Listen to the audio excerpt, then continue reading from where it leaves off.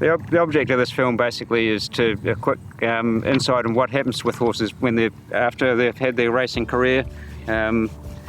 Obviously, Westview want to do probably something not different. I think a lot of trainers are doing it, but just to show you the path to rehoming a horse, the ins and outs, why we've stopped racing the horse. With harness racing, there's a lot of negative publicity, to be fair, about what happens to horses, the wastage with horses, and frankly, most of it's incorrect. None of the Westview horses have ever been not rehomed or resold as racing prospects. And that's part of this, is just to explain to people that this is what happens with horses. It's not doom and gloom, and we don't waste a lot of horses. Whenever possible, we do rehome them, and it gives other people hopefully an idea of this is what the future is.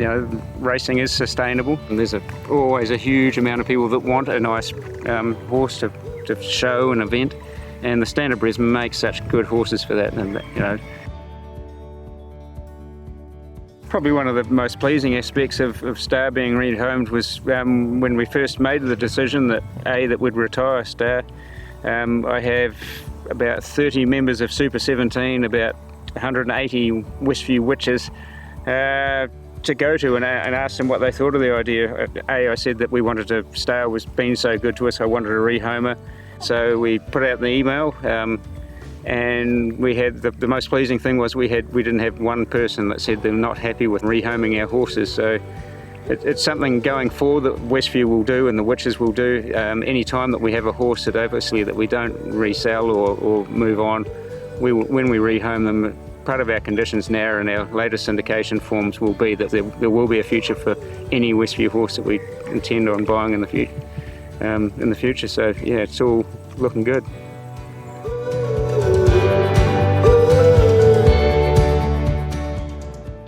Westview 17 basically came about by having a conversation in the middle of a paddock with John Dunn. We'd been along that track of buying horses that had already been tried, and Johnny said, hey, if you ever want to have a crack at the big time and take on the likes of the All-Stars, you're really going to have a go at the sales and put the money on the line and have a crack. So I sort of gave Johnny the go-ahead to tell RJ to have a look at the sales, and if you can see anything, buy it for us. It was quite interesting. Probably a week after the sales, RJ rang me up and said, I've had a bit of success at the sales. We've bought 3 horses, 2 of them pacers, 1 trotter. What we've got in mind is that you can take the whole 3 of them. Taking a trotter is always a bit more of a gamble. The chances of getting a 2-year-old is a lot slimmer. Your trotters last a lot longer. You've got to be more patient with them. Star has been very good to us, really. Her racing career was short, 18 starts, 2 wins, 2 thirds. I think we bankrolled just under 20,000, but it wasn't really about that. She was just such a lovely horse to be around. Reason to retire is we're talking to John and Craig. They were still happy with the horse. She still had a future as a racing horse, but she was so nice. It's one of those horses where you just didn't want her to get injured. And I think we ran the risk of her being injured. The basic thing was she wasn't that clean gaited. And hey, she did well by us, and we wanted to do well by her. Yeah, well, when she was trotting dead straight, she was good, but sometimes she used to run out. If she was running in, she was a lot better, but when she ran out, because she moved her body to the right, and then she's not trotting square, and that's where she has a problem. When she wasn't trotting square, she was touching herself on one back leg up higher, which she sort of got a wee bit sore on her cannon bone, it is. So that was a wee bit of a problem with it, but there was no real lameness issues, She was funny to drive, but she was pretty good to do anything with. She wasn't sort of nasty horse or anything like that. Whatever she does, she'll give someone some fun at some stage, I'd say. Very quiet sort of a horse, just laid back, doesn't get frightened. While she's eating, you can go and give her a brush or something. She doesn't get annoyed with anything. She's just like a laid back sort of a cool horse.